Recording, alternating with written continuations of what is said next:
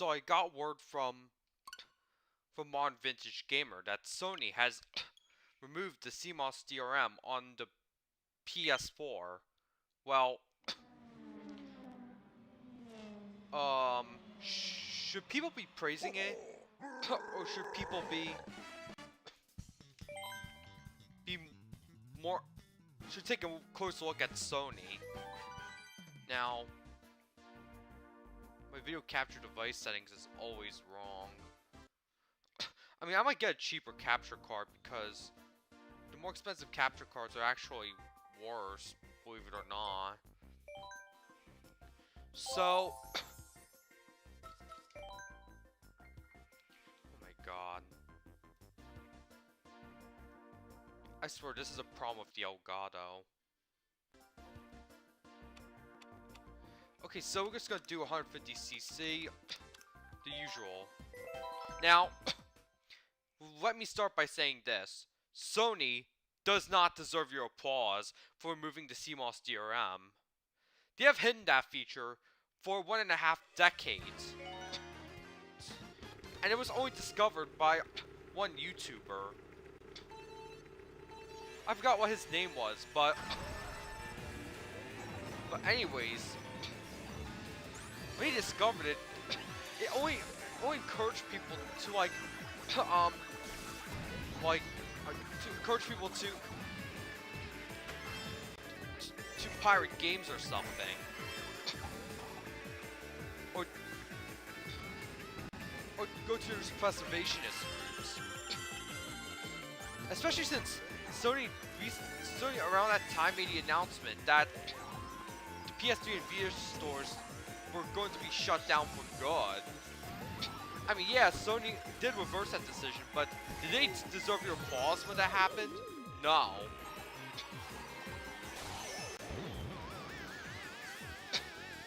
Also, with Sony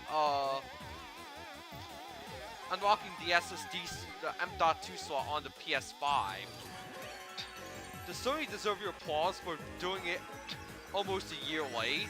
No. Especially with that 666GB SSD. The number of the fucking beast. And now today they quote unquote listened and removed the CMOS DRM issue from the PS4. But let me tell you this. Did Sony deserve your applause this time?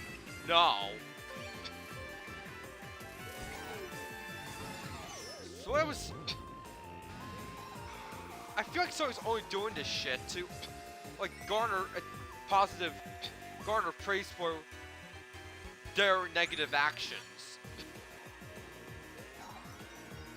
Which is just as effective as covering up the Uyghur genocide and hosting the 2022 Olympic Games, Winter Olympics in mainland China.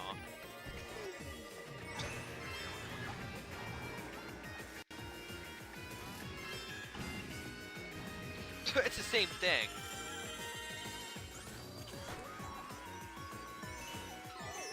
I'll keep running into bananas today. This is actually pretty. Driving skills got much worse.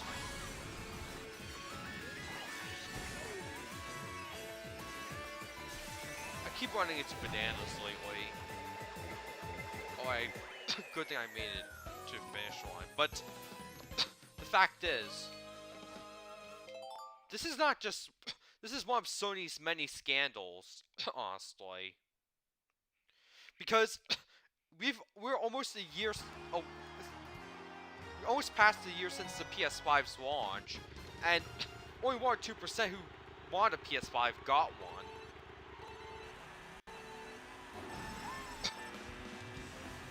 So as a result, the massive scalping issues, and PS5's going for being price doubled. Now, in my last stream, I talked about line doublers and the price tripling of the Meister.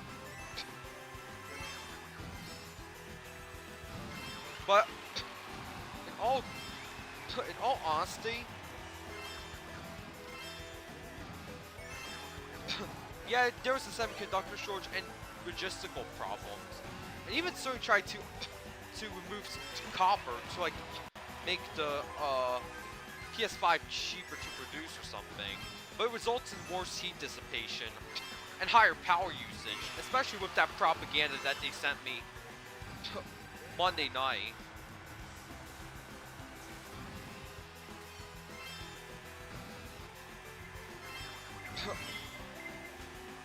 Oh yeah, and Sony's double standards isn't helping them either. Like, just for comparison, Abby killing someone is okay in The Last of Us Part 2, which we all know is a pile of donkey fuck. But someone getting killed in Doki Doki Literature Club, which was also developed in the same country as The Last of Us Part 2 by an indie developer that is Japanese style, was censored. So I keep saying, oh, we care about our indie developers this and we care about our indie developers that. No, they don't care about indie developers at all. What they care about is making the most money possible, their ultra-leftist agenda. Oh, and I should continue by saying this. By the end of this year, all of Seattle's population would have moved to Vancouver, Canada. I'm not joking.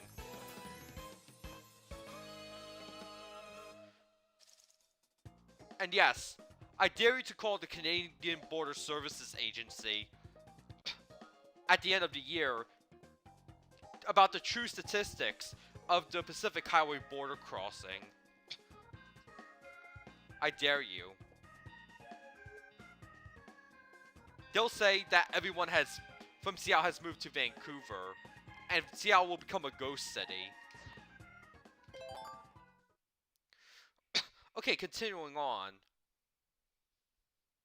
More and more developers are now ditching the PlayStation to develop for Nintendo Switch and PC. Now, I'm glad to say that the Nintendo Switch has almost sold 90 million units, which is a huge win for Nintendo, because Nintendo was struggling a lot last generation, and the Switch is doing much better. Plus, it's only fueling up hype for like the OLED model for the Switch. Although, unfortunately, the OLED model is probably going to be really hard to get in the US right now because all the pre-orders had sold out. But Sony's strategy of not releasing, Nintendo's strategy of not releasing a Switch Pro at this time is actually pretty genius because, oh yeah, and also people who are new to the Nintendo Switch should get the OLED model because it has 64 gigs of storage. It has an extra, it has a built-in LAN adapter in the dock. Now, another thing is,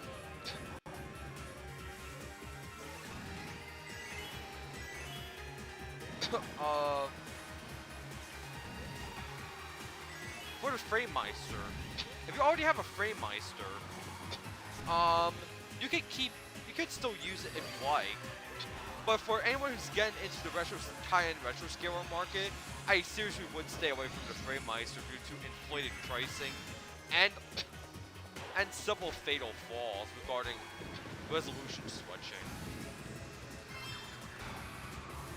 Because my stream was actually targeted towards those who want to buy a new retro scaler. And at the moment, it seems like the OSSC might be the best option.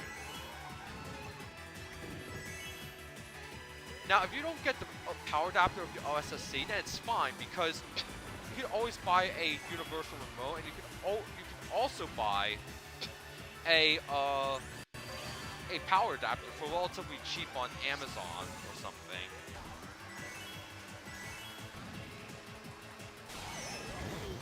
There's also the problem with, oh wow, that was kind of perfect timing too, because I lost my banana and got hit by lightning. Okay, so where does the Switch stand among other consoles in terms of sales? It outsold the 3DS by 10 million units. It's outsold the PS3 by a few million units, and also the 360 by a few million units. They might also be the first Nintendo console to reach 100 million units since the Wii. I mean the home console, but... And possibly the first handheld to reach 100 million since the Nintendo DS. Because it's handheld and console. That's the Switch's nickname. Okay, so, I have two important things to discuss. On the 20th next month, I'm not sure if I said this already, but on the 20th of next month, I will be doing a stream where I go over old articles about the Nintendo Switch's, like, speculation, and how, like, and how it evolved into, from, like, an idea that everyone was skeptical about, to almost 100 million seller.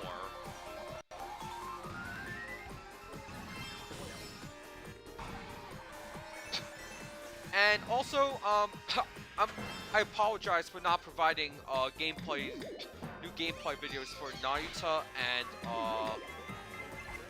and Kuro no Kiseki because right now I literally went bankrupt like yesterday, so as a result I could not cover these games on launch day or anything. Even if I did buy the digital edition on the PS4, I wouldn't still have enough money to cover it.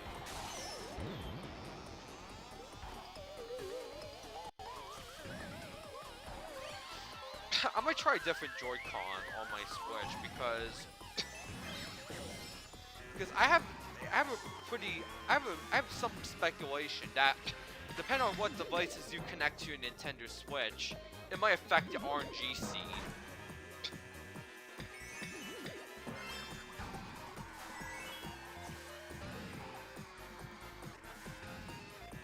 Oh, we got mushrooms.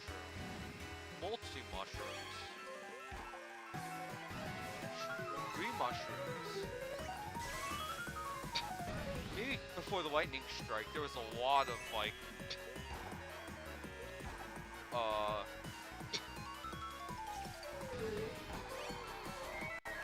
people with mushrooms. And then the lightning strike just shrunk everyone and made people lose their mushrooms. Anyways.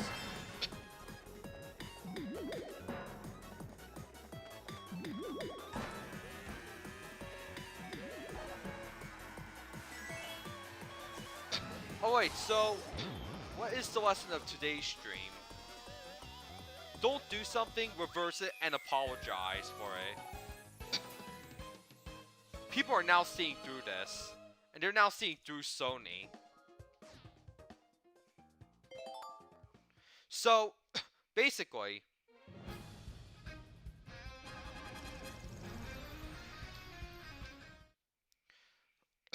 there's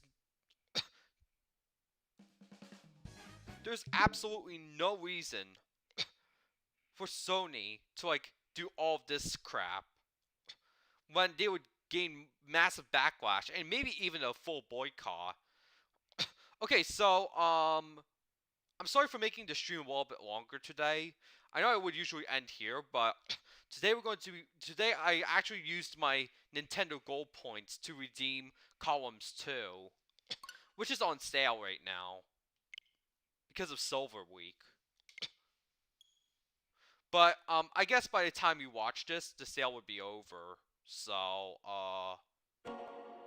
it's made by Sega, who also made Sonic the Hedgehog and Sakura Wars. By the way, Sakura Wars' 25th anniversary would be on, next week. So we're gonna play Columns 1. Because I got, like, a PSN trophy for getting a really high score in this game. So the X is start button. I'll choose level 0. Now, hints will be given until level 3. Now, the screen's a little bit small, and this... was a 16-bit arcade action that Sega of America was talking about, like in their Genesis Does What Nintendo commercial. Now, Columns was seen as an answer to Tetris.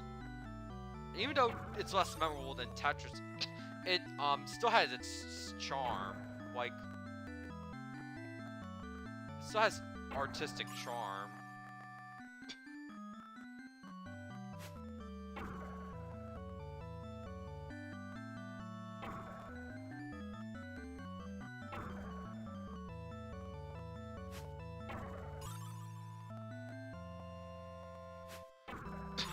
So, additionally, it's actually really funny since Sega later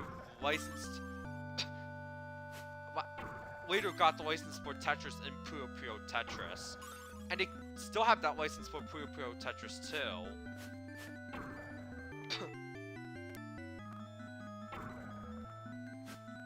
Now, Puyo Puyo Tetris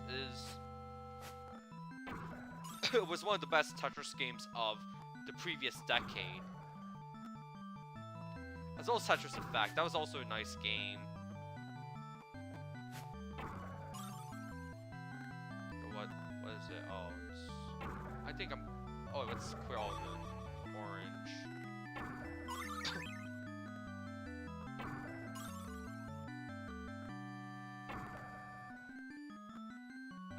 So,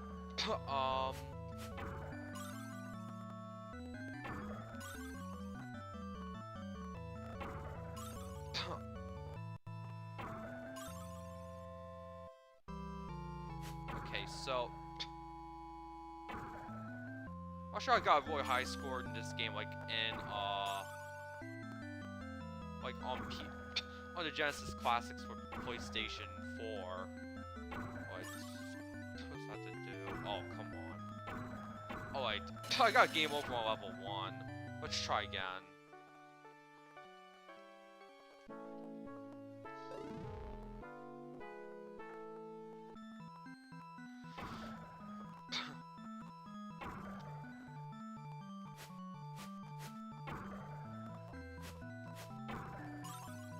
Maybe I got worse at this game, I don't know.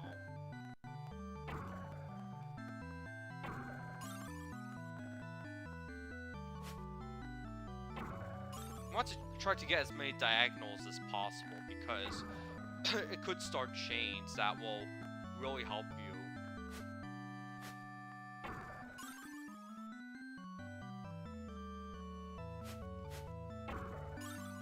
Is there... Yeah, there's a way to cycle backwards.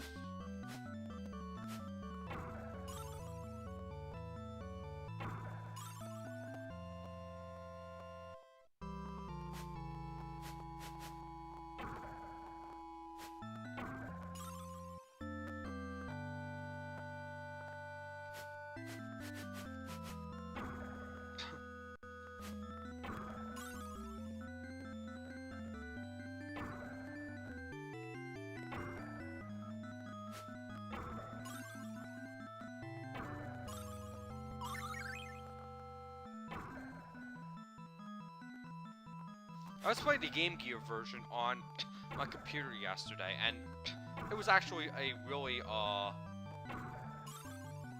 think once I get to level 3, I'll end the stream. Or let's see, green. Nope.